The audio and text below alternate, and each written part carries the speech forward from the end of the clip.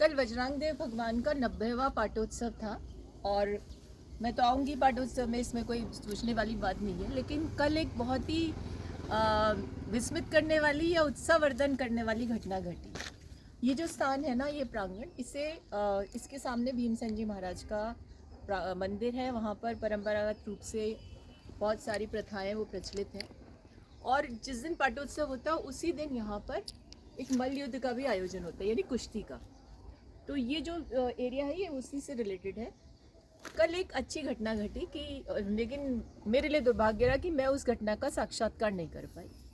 जब मल्ल युद्ध चल रहा था तो अचानक हरियाणा से एक बच्ची आई थी।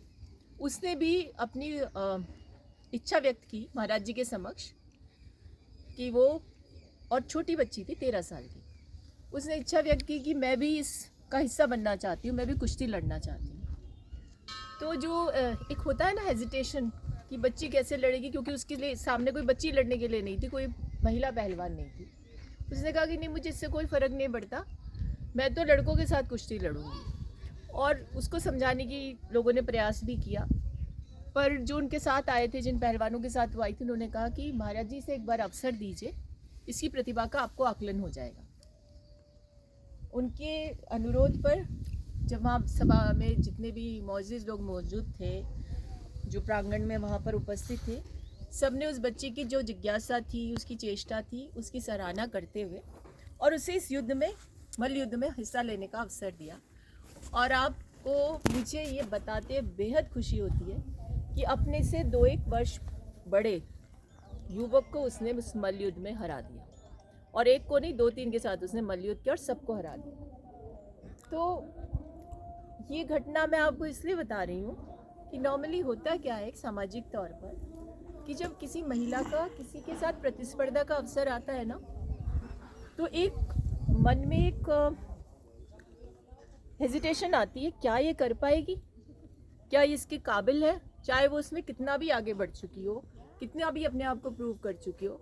अभी हाल ही में वसुंधरा जी ने भी एक कार्यक्रम में कहा था अपने समाज के कि महिलाओं को राजनीति के क्षेत्र में, वो तो राजनीति के संदर्भ में कह रही थी कि 3 टाइम्स प्रूव करना पड़ता है।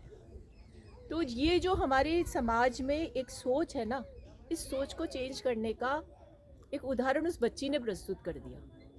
और उसने किसी को शर्मिंदा नहीं किया, उसने सिर्फ ये कहा कि जो मुझ में गुण है कम से कम उसका आकलन तो करिए, मुझ पर विश्वास तो करिए।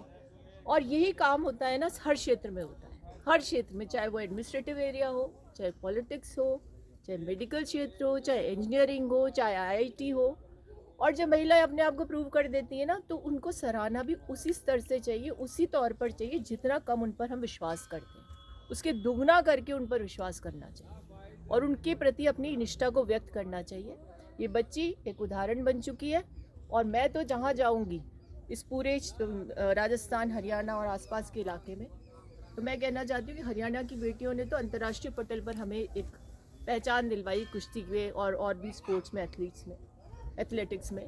लेकिन मैं ये मानती हूँ कि उस बच्ची ने कल हमारे गांव में आकर के, विराटनगर में, हमारे पाटोत्सव के दौरान मल्ल युद्ध की इस परंपरा में एक नया उदाहरण प्रस्तुत किया है।